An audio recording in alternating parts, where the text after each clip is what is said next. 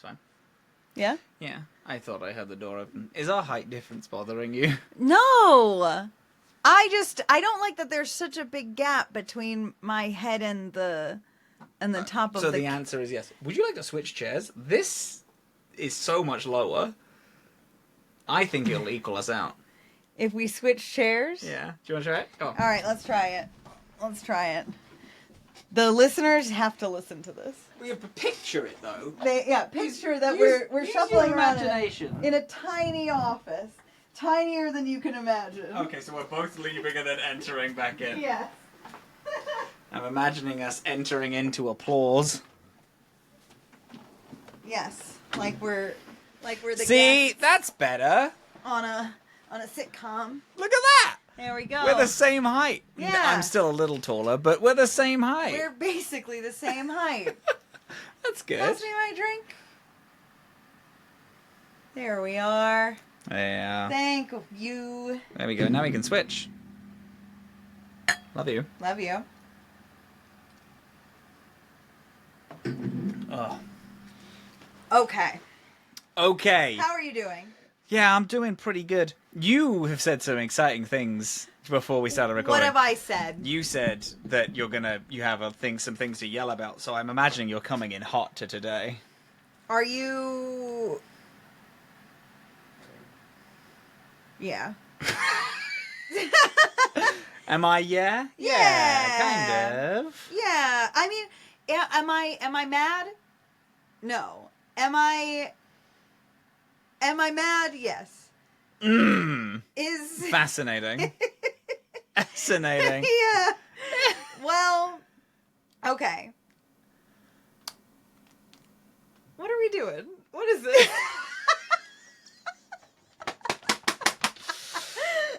This is Dorkspawn. It's Dorkspawn is a show we talk about choice games together. I haven't done this intro in ages. This is your it's been forte. less than a week. I don't do this intro anymore. You do the intro That's... because you're the Mass Effect guy. Yeah. Hi, what are my we doing name here? is Dillin, and I've played one Mass Effect game. My name is Rob, and I've played the Mass Effect franchise 100 billion times. This is Dorkspawn.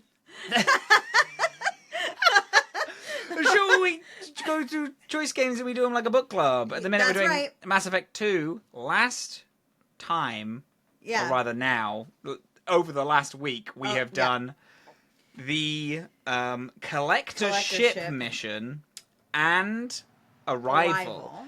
I have also done 2 loyalty missions. Did you manage to get any? I did one. Which one did you do? A Garrus Vicarian. Nice. We can't talk about any of them then because I did Morden, Solus, and Grunt. Okay. So I cleaned out Tuchanka, and then you did Garrus. So I'll do Garrus next week. Okay. And then I'll you do Morden and Grunt. And Grunt. Yeah. Those are the 2 that I want to do anyway next. So Morden... Morden, I think, might be one of my favourite missions that we've done on the show. That's crazy. That's actually crazy. I liked it so much. I forgot so much. It's literally nothing even happens. It's about a guy grappling with shit. Oh, and I love that. Love it. And Morden Solus, a guy who needs to grapple with some shit, I'll tell you what. And it's great. And it's very much like, I played the mission and I was like, oh, this is why I play all these characters like this. Yeah. Yep. It's a very deeply me character that I love so much. Yeah. So we start. Well, the thing is that we got stuck because we didn't realize that it was going to be like you can't do anything else until you do this thing. Yeah. You start going to the map, like the star map on Normandy that you would go to travel, and anytime you try to look at anything, Joker's like, hey, go to comm room. Yeah. What if you went to the comm room instead of all the fun, cool stuff that you want to do? And I'm like, all right, fine. It's just like the council all over again. So we go to talk to the Illusive Man, who is obviously a piece of shit.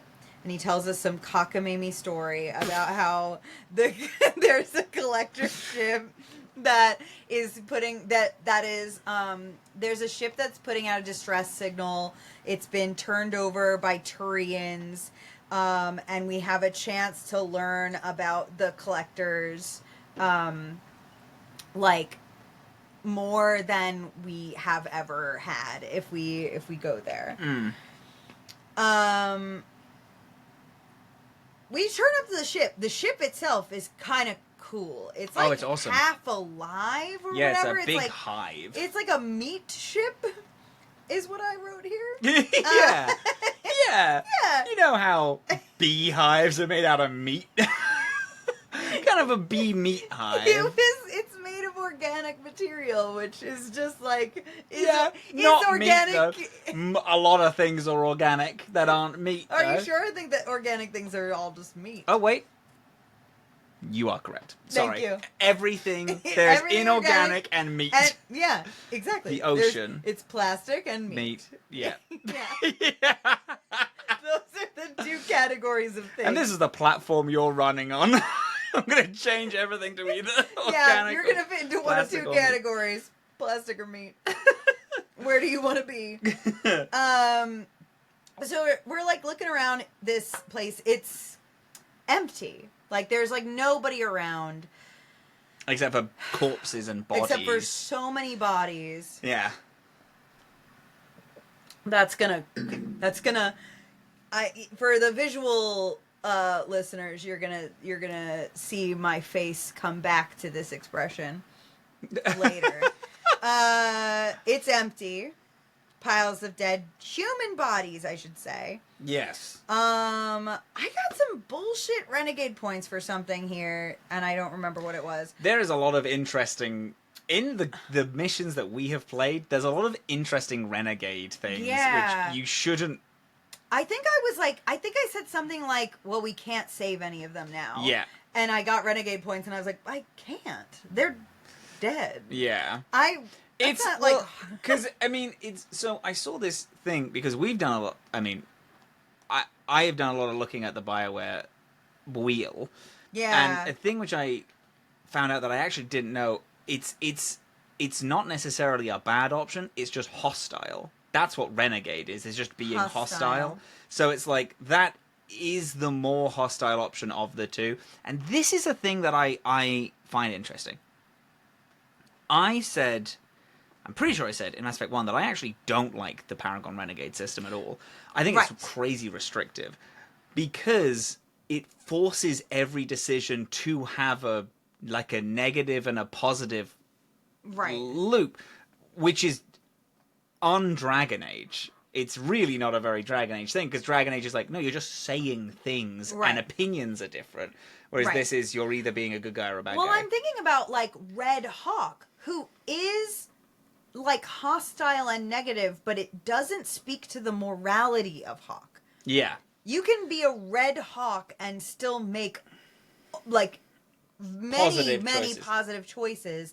It's just an attitude. It's like but Renegade and Paragon do at least try to speak to the morality of your shepherd. Yeah.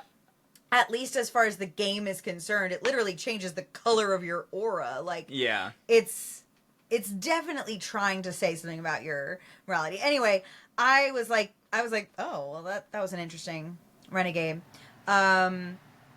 But we get to a console eventually, and we find like this data that we can send to Edie.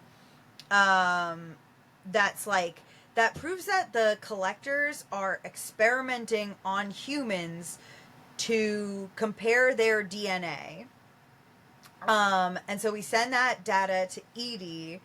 Edie gets back to us, and Edie's like, hey, the collectors are like related to the Protheans. Are essentially Protheans. Which I'm now working on a theory that the Protheans, that we're all descended from the Protheans, is, I think, what we're building towards in, like, end game something or other. is that this is like just a great descendant, because I feel like every bit of tech we find, every bit of history, every relic, every ruin, and now it's like other races in the galaxy. Like I just feel like that's what they're building towards. So we did find out in 1 that not every relic is Prothean. That most Prothean relics are actually Reaper relics. Oh, that's right. That's true. That's true. And it's... But then what if the Reapers are just really crazy Protheans? Hey, who knows? Maybe so. Yeah. But yeah, finding out that the collectors are not genetically identical, but are Protheans who have had extensive genetic changes is a very big plot That's point. a big reveal. I wrote here, eerily, no enemies anywhere in here. There are, we find another room later that's like full of these pods that we've seen somewhere else. We saw on Horizon. Horizon, yeah. And it is also stated that this is the exact same ship that was on Horizon and the one that destroyed the Normandy 2 years ago. It says that. Okay.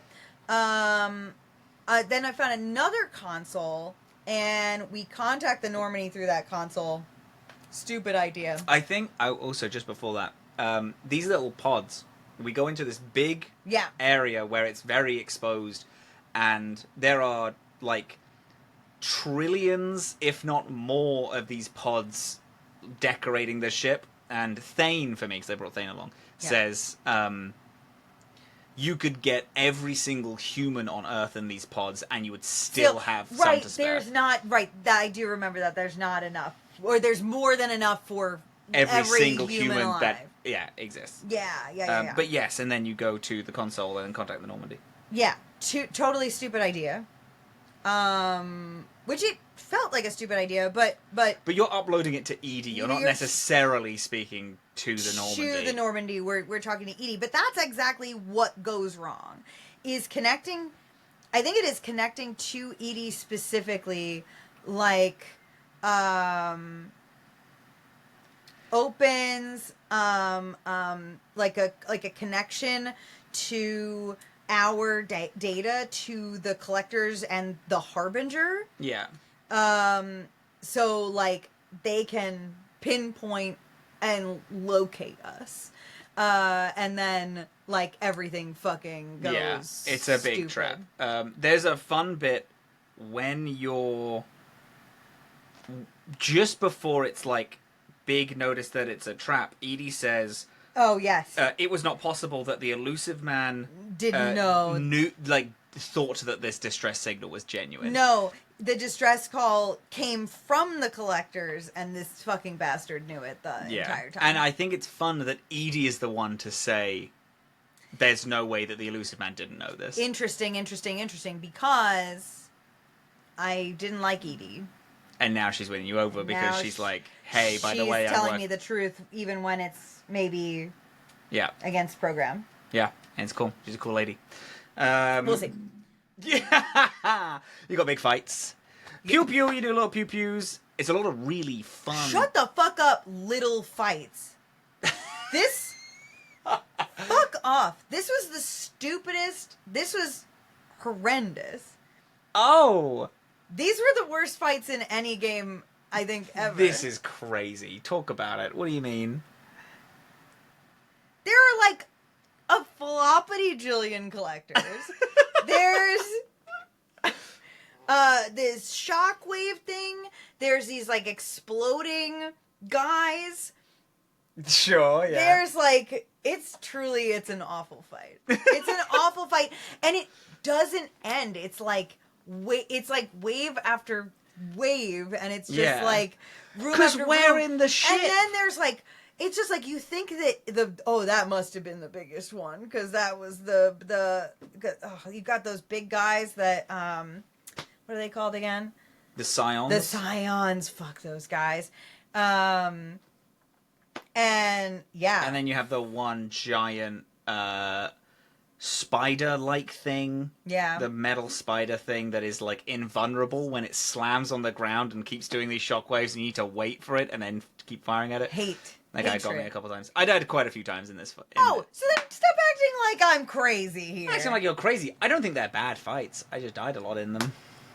Anyway, glad I hoard Medigel like crazy. That was stupid.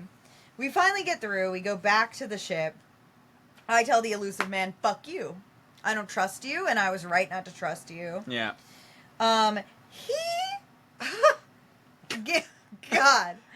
Like, what a smarmy piece of shit asshole. He's like, I knew you would survive, first of all. I'm like, okay.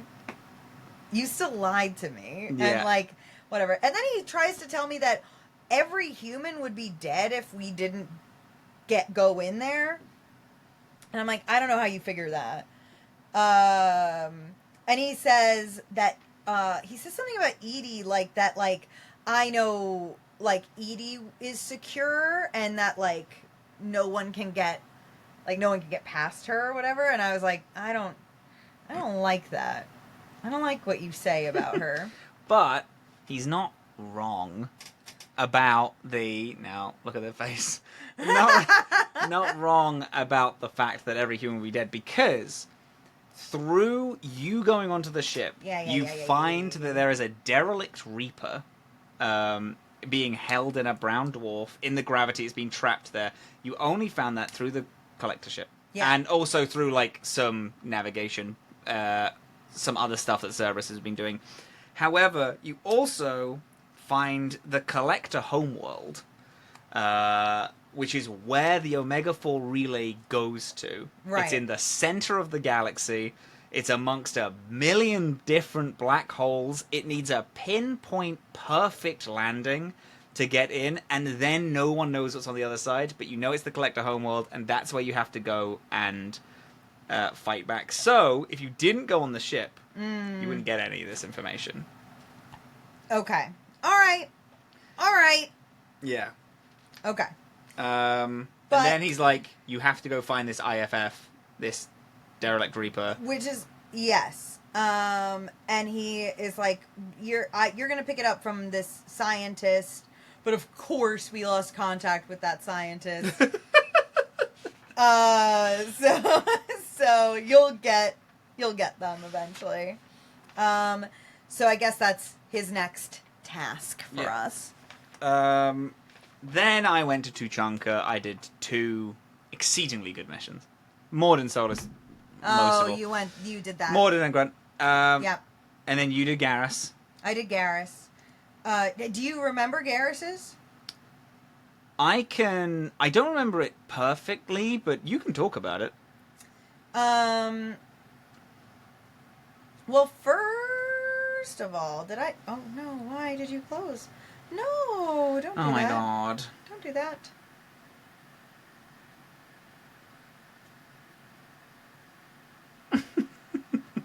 I lost my space. You lost your threads. Yeah. So, I haven't done Garrus, but you're welcome to run through it. And then we can just briefly talk about it more when I do it, because I'll probably do it next week. Right. So Garrus has talked to us a lot about Sidonis, who betrayed his team. Who betrayed his team and betrayed Garrus and got a bunch of his squad killed. So we've known that basically the thing is that we're gonna have to find Sidonis or whatever. We actually we first get directed. Garrus is like, this guy Fade hides people, like is known to like get people disappeared who need to get disappeared because they've like done crimes or whatever, and Fade is hiding Sidonis. And so we go and like get information from Fade to lead us to, which is funny, we go to this guy Bailey first, and we're like, hey, Bailey, we're looking for Fade. And he's like, oh, I hate that guy. I know exactly where he is. Yeah, like, yeah, no fucking problem. Cool shit. We go, Fade. Garrus asks Fade to help us reappear someone. And Fade is like, fuck you, I'm not going to do that, and starts to attack us. And I'm like, hey, shut up. And that works. And he's like, oh, okay. And then he admits that he's not the real Fade. He's just one of Fade's agents. We get attacked out of the blue by a bunch of Blue Suns. These fights, I wrote, these fights are pretty easy. And then I wrote, 2 mechs, kill yourself.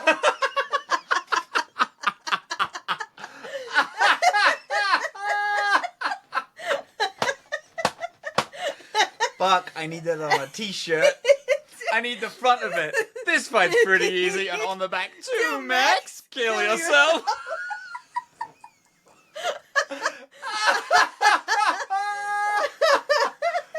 Fuck.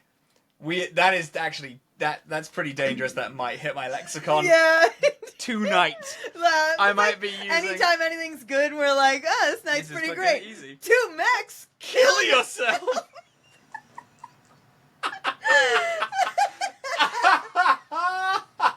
Oh, God.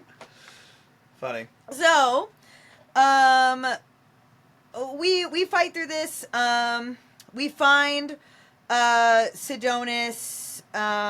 We find Harkin, who is working with Sidonis. First won't cooperate, and then Garrus is hot. Garrus shoots him right in the legs just to keep him from running away. Stops him dead in his tracks. And agrees to like set us up a meeting with Sidonis. We go to this like clandestine meeting with Garrus. Garrus is like up on a balcony. I'm meeting the guy. And Garrus is gonna like snipe him out of the air. And I did convince Garrus not to kill him. Because I was like,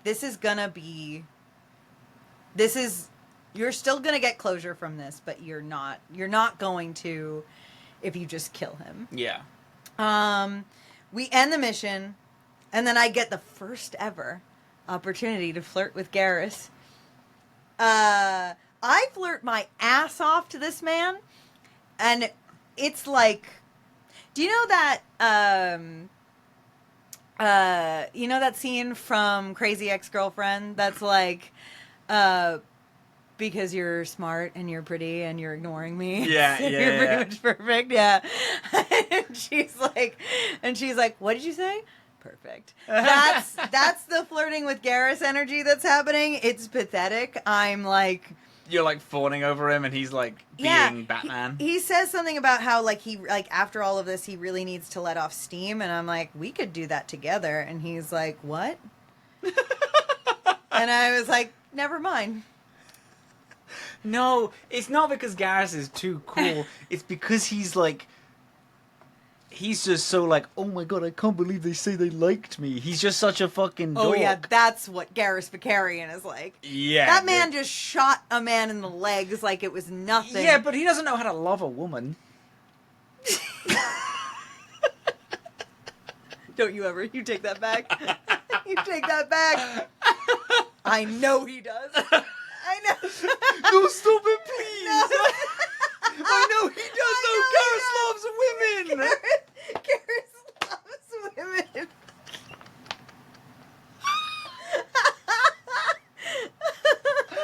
It's good. Oh, good podcast. 2 mechs! 2 mechs, kill yourself! I don't know how coherent this episode is. It's definitely going to be one of my most referenced episodes. Yeah, I'm so sorry. And also, I'm not. All right. So, do we want to talk about the others, or are we going to go straight into Arrival? Let's go straight into Arrival, babe. Because the others is me ruining it for you, which True, is not we'll what talk about the point of this we is. We did that with Dragon Ages. I wouldn't talk about it until you had done it. Yes. Yeah. Okay. So, yes. I want to get a rundown now, right? Yeah. How do you feel about Arrival. So, sometimes there's a DLC. And you're like, this is a DLC.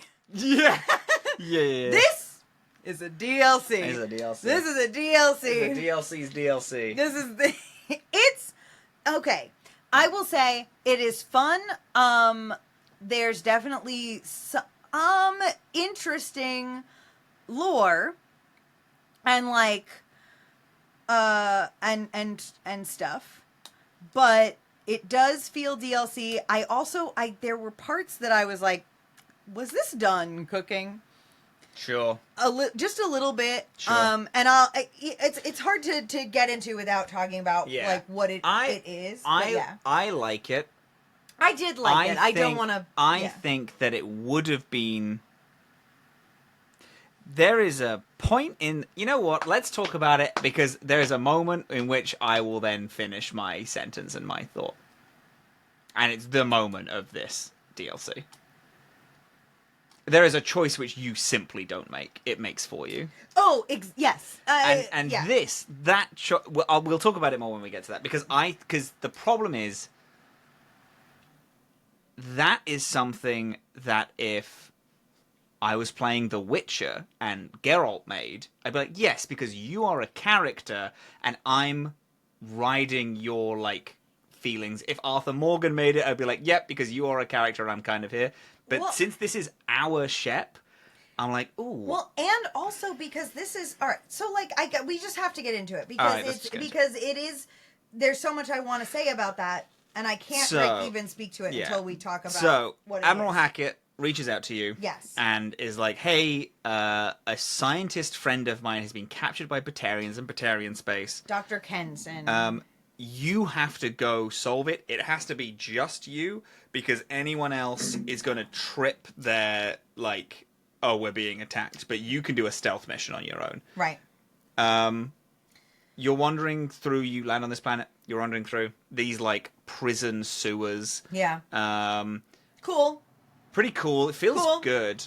Atmospherically, I think that this DLC was really cool.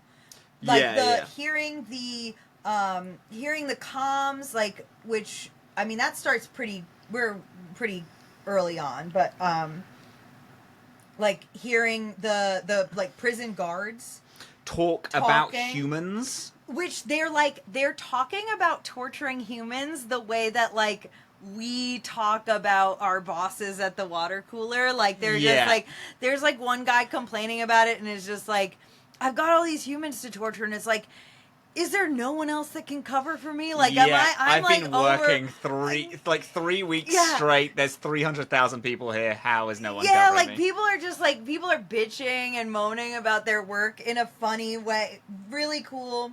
There's bits where you're walking past Batarians, talk about humans and about how, like, scary they are. Oh, yes. Something about, like, there's more humans, like, being active in like, the outer reaches or something like that. Like, what are they up to? Yeah, and, like, talking about how they're vermin and they're now, like, everywhere. It's like you just can't control where humans are. The fear of humans that's something I totally did clock. It was like... And it's cool. I like that feels interesting in like this is kind of how, because this game is all about how humans see aliens. I liked this being how aliens see humans, of like, they're fucking scary. They are jumping all around. They're super like colonialist. They're always looking to discover new planets, and they settle and then they overtake the planet immediately. They have so much war and army and all of this. There's also, in the last mission, this is interesting because this also comes up in Mord and Solus's DLC, loyalty mission, is how adaptable humans are. Because it's like, the reason why the collectors are, like, looking for human DNA is because of how closely related to it, because human DNA is just so adaptable to so many different places. And I just like hearing that kind of... Humans are scary because, like, physiologically, we adapt. We adapt really quick. Yeah. Yeah. I just think that's interesting. Deeply interesting, yeah. I really like it. I liked that. We go through these sewers. Yeah. Fight a bunch of Batarians. We then find Dr. Kenson. Mm-hmm. We break her out. Yeah. We like... is it her that we hear, like, or we just hear random humans being tortured? It's her. It is her. It is her. But the doors are, like, locked and we have to go around the long way. Right. I wasn't sure if it was just, like, her or if it was random humans being tortured or whatever. We find her. We break her out. We then have a big breakout sequence where she's, like, hacking doors and we have to, like, protect her and we're, like, doing a bunch of fighting. And then we get to a shuttle, open the shuttle, and then we leave. We leave to her base. Project base is what it's called. Yeah. Yes. Speak on it. This is where... So she tells us about the project. The project idea is that we have to throw an asteroid at a mass relay. Yeah. To destroy it. Because the Reapers are coming in 2 days. 2 days. 2 days. Well, okay, we don't actually learn that the first time she tells us. She just tells us that the Reapers are coming through this mass relay. We're going to destroy the mass relay, and we're going to do it by throwing an asteroid into it. The thing about that is that she's like, we don't know what would happen, what happens when a mass relay is destroyed, because no one's ever attempted to destroy a mass relay before, and no one knows what the consequences of doing that are. So I, as Shepard, am like, so if we're going to risk this, like things that could happen, I mean, it could become a supernova, it could become a black hole, it could, all the mass relays anywhere could turn off. Like this could be devastating in ways I could not even tell you. So I'm going to need you to tell me proof that this is actually happening. Show me that this is happening before I throw an asteroid at a mass relay to kill it. So finally, she's like, okay, I'll show you proof. Fine. Deeply weird woman. So she brings me now to her lab. She like calls her lab guy. She's like, I'm coming home. He's like, yay. And then weird, she's like, and I got Shepard with me. And he's like, oh. Okay. And he's like, interesting. So we get back there and she's got a big countdown clock on the wall. Love a countdown clock. We just watched Pacific Rim recently. Yeah, we did. Love a giant countdown clock. I was thinking about that. Yeah. Love the countdown clock.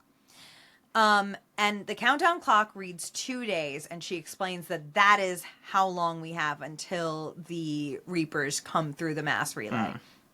So she continues to go on about how this has to happen and has to happen now. And then I'm like, okay. And then she's like, here, let me show you something. So she does a lot of work convincing me. And then she's like, here's your proof. Let me show you the proof that you want to see. And I thought I was going to get one of those, like, flashbacks again. Like, not flashbacks, like visions, premonitions or whatever. So I get struck with the magic lightning. But it just zaps me, and Shepard goes down for a second. We do see something. Also, did we say this? She shows us a Reaper artifact. She shows us a Reaper. Oh, right, the Reaper artifact. So it's a whole base of people, and she walks us, she's like, okay, this is how I know. It's called Project Omi? I didn't write that down. It doesn't fucking matter. Whatever. You walk in, it's this giant Reaper statue, basically. Yeah. Looks like all these tentacles coming out of water. It looks very cool. Yeah. You get hit with it. You see Reapers coming through the Mass Effect relay, and you're like, oh, okay. She was telling the truth, I guess. Yeah. And then she's like, you can't do it. You can't do the program. I'm actually evil and indoctrinated. You can't do the program. You can't stop the Reapers from coming. I was like, you know, to be honest, I wasn't gonna, up until 10 minutes ago when you told me that I had to do it. Yeah. Convinced me pretty hard. I was just gonna leave. Like, I was... You didn't need to bring me here. I was out of here. Like, this was... I didn't even know about the mass relay. I didn't know about the asteroid solution till 10 minutes ago. Yeah. You told me about it. Yeah. Deeply confusing woman. Really I weird. feel like... This is the worst bit of the DLC. This makes no fucking sense. It makes no sense. Because her flip, and then everyone in the facility also flips. Well, because a lot of her staff are like against her in a weird way. Well, I think... Well, a lot of them fight us, but we do see, we hear from a lot of her staff in their notes that they're getting, like, because this is another thing that so then she turns on us, we're like, well, fuck you. It turns out she's indoctrinated. And she's indoctrinated. She thinks that we just need to hear the Reapers out. Yeah. Deeply unwell woman. Which is a cool show of indoctrination if there was any other build-up to it, aside from it being, like, all of a sudden she's like, actually... Yeah. But then we hear her logs, like, previous logs from before we show up, and we do hear a little bit of, like, this, like, kind of, like, change over time through that, which is kind of cool. And then through that, we hear her team questioning her in their logs and being like, and saying so, like, not the people who are still around are fighting us on her behalf, but presumably there were people along the road that were questioning her. Yeah. And then we evade her until we don't. Yeah. And there is a fun bit where Shepard gets attacked by her people, and we die. Yeah, kind of cool. We don't actually die. We wake up in, like, her lab/prison. And we wake up and they're like, oh, the sedative doesn't work on her. Yeah. And I'm like, haha, yeah, I'm special. And then they run and they're like, they call security and all that shit, and you're just like, fuck you. And then you like hack into a mech, and then the mech, you're walking around as the mech shooting people, which I thought was cool. You break yourself out. Yep, you break yourself out. She's like, through this like portion where you're now trying to find what is it called? The project has a name. It's like It's project. It begins with A or something. The project or something like that. We're trying to find the trigger for it to set it off. She's like speaking to you and speaking to her crew over the like comm system, so we can hear everything she's saying to her team. Like, she's announcing our position. I liked this bit a lot. I haven't found the name of it. I like this, though. You're running through executing people, and you're hearing over comms her being like, go fight them, and then you're hearing people being like, we can't fight her. Yeah. She's too good. Yeah. It's like, people are like opening the door, and there's like 5 of them, and I don't know how you're doing it, but I'm like, as I do every time, I'm teleporting You're in, teleporting. and then like, yeah. And then the next comm is like, I ain't fucking dealing with her. It's crazy. Yeah. I'm actually out. She's too strong. Yeah. I thought that's so satisfying. It felt really cool. That's really cool. And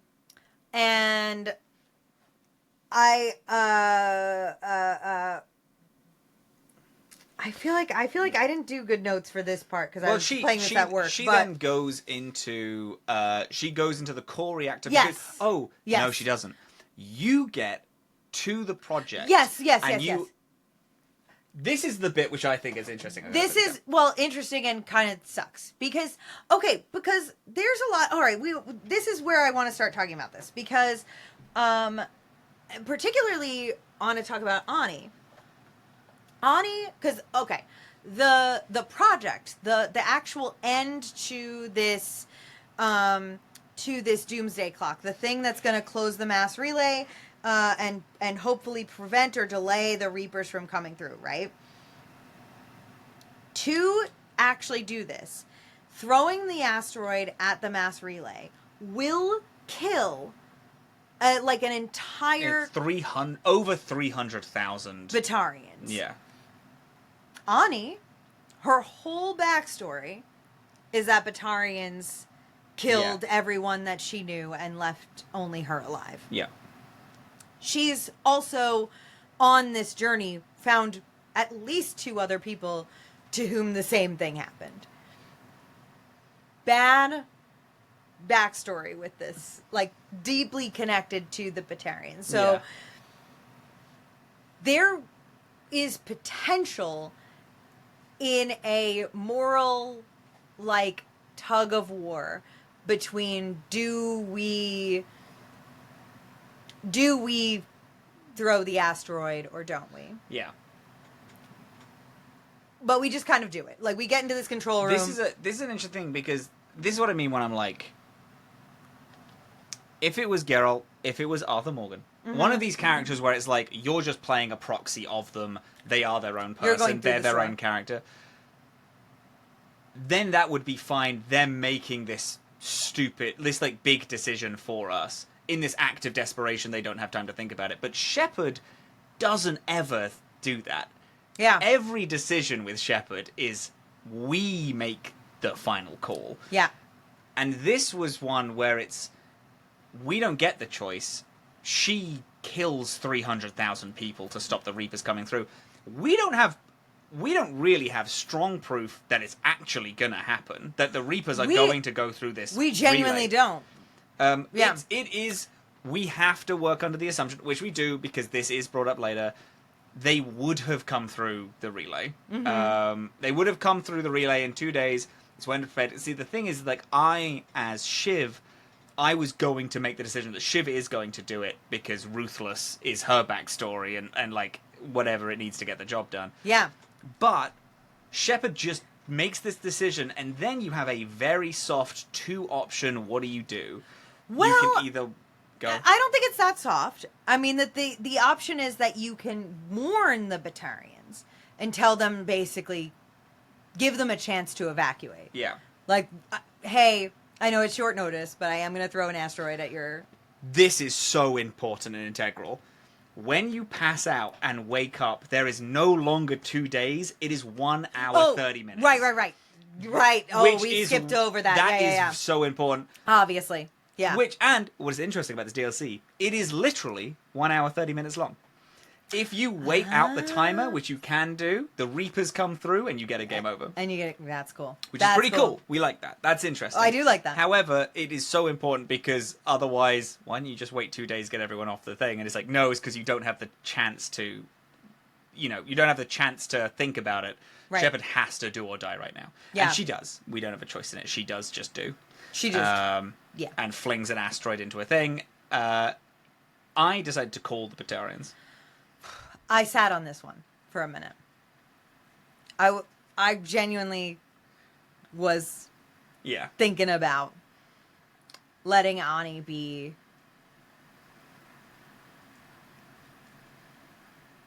And I think, and this is this might seem like a cop-out in terms of, like, decision-making in games, but I do feel sometimes like that pause on the decision-making is in itself like a character choice. Yeah. Like, I think that Ani thought about genuinely not warning them. And just barely made the choice to. Yeah. You go to warn them. The warning is immediately cut off because she intercepts and is like, by the way, I'm going to blow the reactor core, and you're like, okay. And then you do decide, you're like, okay. Then you just stop the warning call, which I think is weird, because you're like, this is Commander Shepard. I'm warning you that, and then she interrupts, and then you just stop, and it's like, oh, I'd finished that. It takes like 30 extra seconds to warn them. Like, oh, by the way, your whole planet's going to blow up. Yeah, everything is going to fucking go. You go, there's interesting things where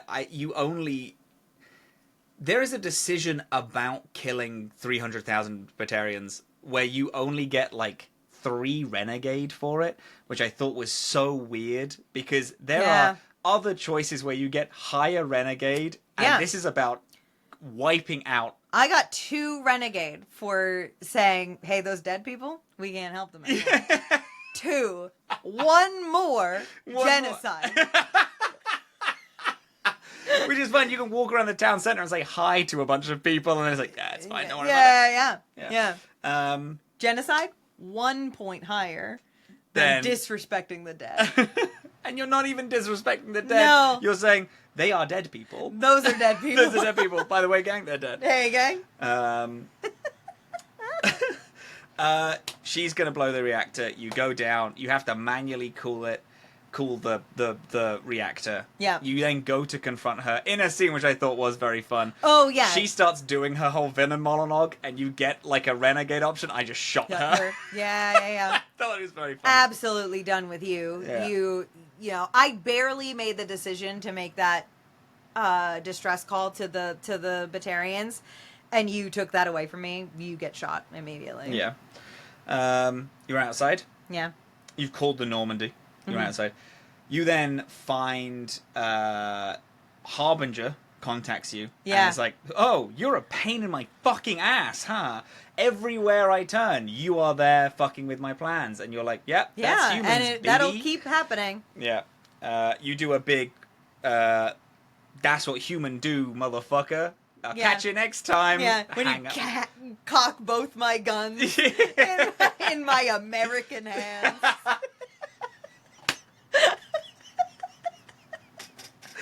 Shepard's American. Shepard's American, gang. Shepard's American. Shepard's American. Yeah, you cock your American hands and say, tough shit, Collector. These colors don't run, they reload. They reload. That's right. That's right, baby. That's right. Collector leaves. Joker has a cool bit.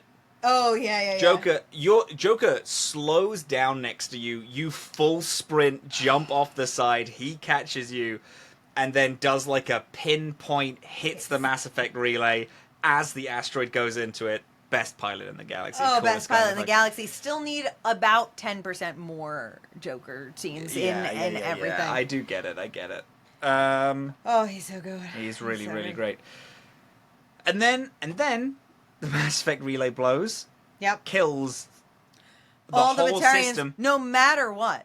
Yeah, the whole system. They all fucking die. Yeah. There is physically no way that even with your warning, anyone was going to get it. It's an hour and a half. I guess you're right. No one's getting to the Mass Effect relay. Joker barely got there, and he was mid FTL flight to you, and he just made it. Right. I guess you're right. But that doesn't. It's still like yeah. Why give me the choice to warn them? You know, and it does because it shows who Shepard is.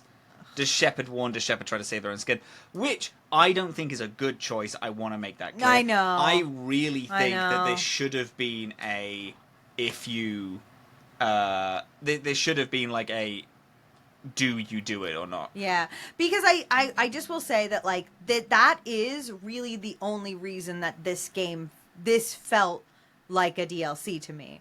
It felt like everything was so inconsequential that I did that I could feel that it lifts out like a puzzle piece. Like it's just like this. If this was not here, nothing about the game really changes, and nothing about the experience really changes much. What's interesting? Now, this is why Mass Effect's an interesting franchise. Yeah. This does matter in Mass Effect 3 if you don't do it. Curious. Because Hackett brings it up of he had to send in a unit to send an asteroid into a Mass Effect relay to stop the Reapers coming, and then because there's a whole thing in 3 about war support, and you get way less because a bunch of people are dead because other people had to blow up a Mass Effect relay. Which is interesting. Okay, that is pretty interesting. Which is a weird one, and it's one of these things that only come back later.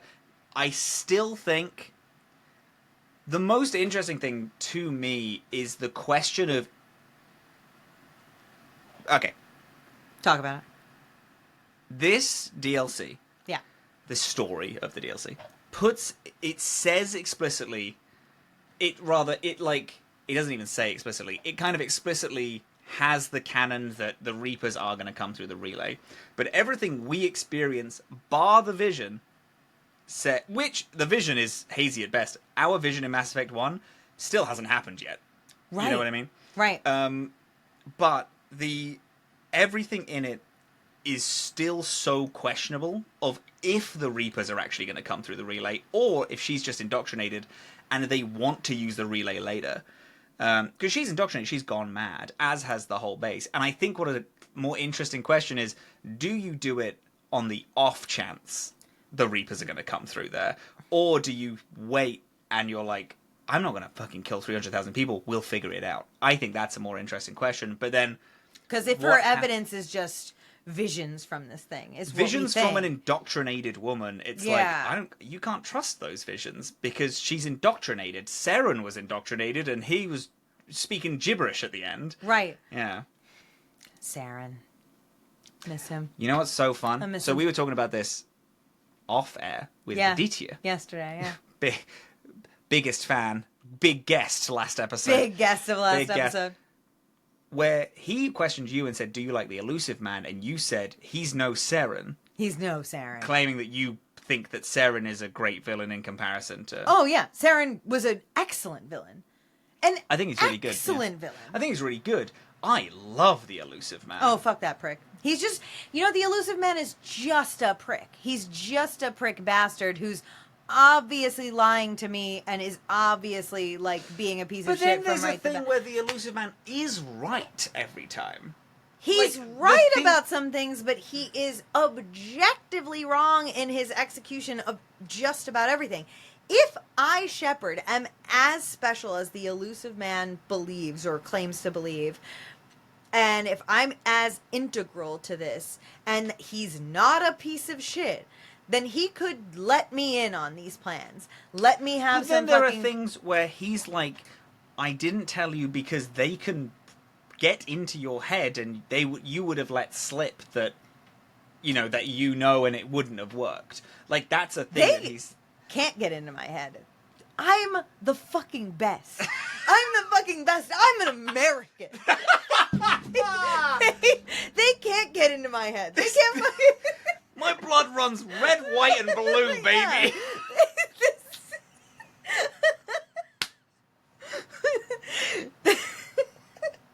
And on the Normandy, we don't call 911.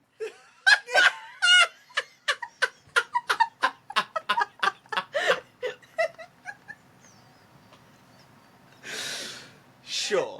Shepard is an American. Shepard is an American whose mind cannot be touched. It's a fortress. Can't take her rights away. You can't. And the Illusive Man keeps trying. Yeah. And what is he, British? Exactly. Colonizer attitude. Charlie's Angel, motherfucker. Stupid. He thinks he can't trust me with this information, but it's not because I'm incapable. It's because he's hiding bullshit. And that's all it is. That's all I'm going to hear on the Illusive Man. If the Illusive Man gets interesting in the third act, I will swallow this whole thing. Absolutely. He's interesting now, though. Do you not find him interesting now? I find him to be a very, very basic bad guy who, for some reason, is on my ship. And I'm supposed to act like he's morally gray, but I'm sorry, he's a villain. It's Turpentine, I think Saren is more morally gray than... Yeah, Saren is brilliant. Than the Illusive Man. Absolutely. But I think the Illusive Man still has, he's still interesting. He has a lot to him. His, crazy knowledge of information and the fact that he's getting information by fucking you over. But then whenever you're like, yeah, why didn't you tell me? He's like, I knew you would live. You're Shepard. He brought you back perfect just as how you are so he can put you into these situations because he believes in you so much. That's crazy. That's crazy. Do you know? That's the fucking text, though. That's what he's showing that he does. Oh, no, I know that's the text. Oh, but it's a crazy thing to do. It's crazy. He's an insane villain. Yeah. Yeah, he's just an insane villain who lives on my fucking ship. And I'm supposed to be like, oh, well, that's the Illusive Man. Do you know what's cool, though? What? What's fun and what I really like about this bit? What? You can start getting... Ambient dialogue is now shifting against the Illusive Man to you. Yeah. As, like, against Cerberus. Like, Edie is like, yeah, the Illusive Man knew that this Edie is told... Yeah. And because she said it first, an AI that the Illusive Man put onto the ship. Yeah. And we talked about how your first dialogue with her, she keeps being like, I can't tell you that it's restricted. I can't. Yeah. And now she's like, do you know the Illusive Man's trying to kill you? Like, that is such a weird, like, right. oh shit, why are you telling me this? Right. And now the attitude of the ship, you have your whole crew, pretty much all of them are against Cerberus. Yeah. And people are now shifting towards Shepard, not Cerberus, which is we love. Mainly because of the collectorship thing. Yeah. People are starting to turn against him. It's an interesting game. Oh, it's a very interesting game. This is a great game. I do think that Saren was a more interesting villain than the Illusive Man. I understand. Sure. Yeah. But I do like the Illusive Man as a character. Yeah. I don't want to say I don't like him at all. But you just prefer Saren. I just think Saren was just juicy. He was just so juicy. I felt for him. Yeah, I understand that. Yeah. This time around, I did really love Saren. I did appreciate everything that Saren was. Yeah, definitely. Yeah. I just think that Martin Sheen does just an outstanding performance as this like smarmy, he does. like intelligence broker. Yeah. Really cool. Yeah, he's cool. Anything else to add? I just, it was a good DLC. It was a good DLC. But it is a DLC. But it is very much a DLC. I could feel the way that I could feel the perforations around the border that it isn't necessary. Which on its face feels crazy because the implication that the Reapers are coming in 2 days should be a main plot point. That should be That's what's interesting about it. That's so massive. And the fact that Shepard has to destroy them because she has other things to worry about right now. She's trying to deal with the Collectors, doesn't have time to deal with a Reaper invasion, is so underprepared. Fuck it, throw the asteroid into the Mass Effect relay. Kill 300,000 people? I have other things to think about right now. Because, out of everyone in the galaxy, it is Shepard that has to deal with it. And I think that that's cool, because... That's interesting. I actually think that... You know what? I'm swinging myself around. Back? I'm swinging myself around on this. The 300,000 dead is... In this moment when she makes that call... You can feel the weight of the galaxy on her shoulders. Yeah, and the fact that she's alone. She's alone. She's None got of no her squad. team are there. No one can say, "Hey, maybe don't do this." When you get back on the ship, you have a conversation with Admiral Hackett, and he's like, "You're gonna have to go to trial for this. Like, you're gonna have to stand on Earth and go to jail. Probably, you're gonna be court-martialed because you killed 300,000 people." But everyone would have done this. Or rather, no, I would have done the same. No one is as strong as you. Like, no one could have done it. But you knew that it simply had to be done for the future of everyone in the world. And that's what's crazy about Shepard. You know, it's not a small story. It is a story of someone who is the only one possible to rally people into saving the galaxy. And it's a sad tale. Yeah, no, it's awful. Yeah.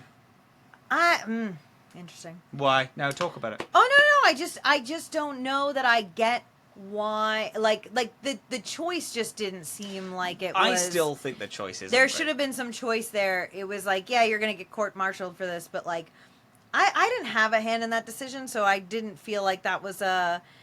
Yeah, I deserve this. Right. Yeah. Like, if I had made that decision and then it was like you're gonna get court-martialed for this, or if I didn't make the decision and like a bunch of people died in a Reaper attack or whatever, like, or something happened yeah. Like then I could feel Shepard having like some guilt, but this was just like, hey, in this chapter Shepard kills 300,000 people, and you are right, and I do think that I was attempting to give it some, like, why would they do this? There's definitely some juice here, and like I said, I didn't not like the DLC. Yeah. I don't want to say, like, come across like I didn't. I had a good time with it, and I think it's a good story.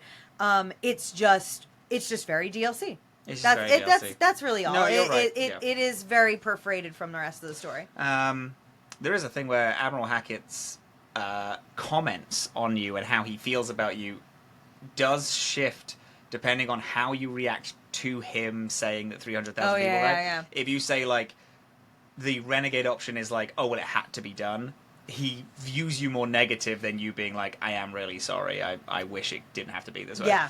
Then he, like, which is, again, it's the most minor thing. But it's still something. I like that. I'll take it. However, speaking about DLCs and their levels of cooked, next week we have Lair of the Shadow Broker. Yeah, and I'm excited by this just based on how excited you are, gang, and everyone, squad. Yeah, everyone who's like, oh my god, the Lair of the Shadow Broker. I know. I'm excited by osmosis. I can tell you this. I have looked up nothing. I know nothing.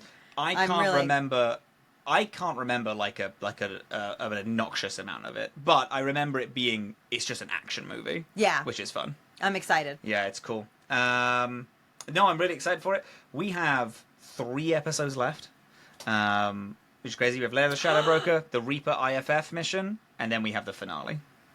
That's crazy. Yeah. How are you feeling about Mass Effect 2? I love it. This is one of the best games. This is one of the best not Dragon Age games I've ever played. Love that. Huge. And I don't mean that to say that in a way that seems like negative in any way. I mean that I play Dragon Age. I play the Dragon Age series like about once a year. Yeah. Because of how much I love it. I've loved very few things nearing that level in the world of video games ever. I think this is excellent. How are we feeling about it in conversation with Mass Effect 1? Oh, I wanted to bring this up. I think it's making me appreciate Mass Effect 1 a little bit. Okay. A little bit more. I already did like Mass Effect 1. No. But Mass Effect 1, I was thinking about this when I was playing yesterday. Mass Effect 1 won me for real in those end couple of stuff. Like, the beginning felt very familiar and very homey. It felt like I could feel the Dragon Age in it, and it felt like a cozy, like, new place to be. But the story did move a little slow in the beginning, and it was kind of like a little bit of a trudge to get there. Mm-hmm.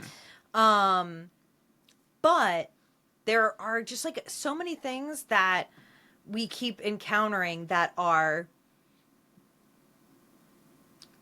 building on stuff that we've done in Mass Effect 1. Mm-hmm. Like, also, wait, wasn't there a thing about like throwing an asteroid at a planet in Mass Effect 1? In the DLC, it's another Batarian thing. The Batarians are going to throw an asteroid into a planet. Right. Yeah. And there's another thing that there was another thing I was thinking about yesterday that came up that I know had like some kind of callback to Mass Effect 1, and I can't remember what it was. And I don't think I wrote it down. Damn. But all that to say, I don't think it really matters what it was specifically.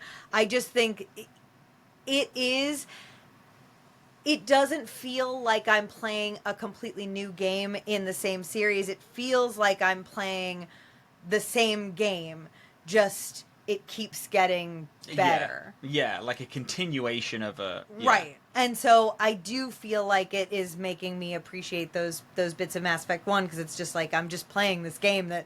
Yeah. I'm just continuing to play this game that took a decade to make. Yeah. You know, and like it was coming out in bits and pieces. I think which I think is really interesting is like... So in Dragon Age 2, one of my favorite moments is when I stepped out of the prologue and then the guy is talking about the brother Genitivi sold him some ashes. Yeah. And I was like, that's a choice I made from Origins. That makes the world feel so crazy. Yeah. And in Mass Effect 2, when they do that, it's like, that was me. That was me. I did that. Shepard did that. Yeah, and then they're talking to Shepard like, do you remember when you did this? And it's like, do I fucking remember when I did this? Yeah, I guess so. And it's like, it's a fun, different way to hit those kind of same beats. It's good. Yeah. I really do like it. Yeah, I think it's great. Well, have we got any closing notes? Just one. When do you want to record again? Oh, can I wait for a minute? I'm in the middle of some calibrations. Good. Has Gareth said that to you yet? Yes.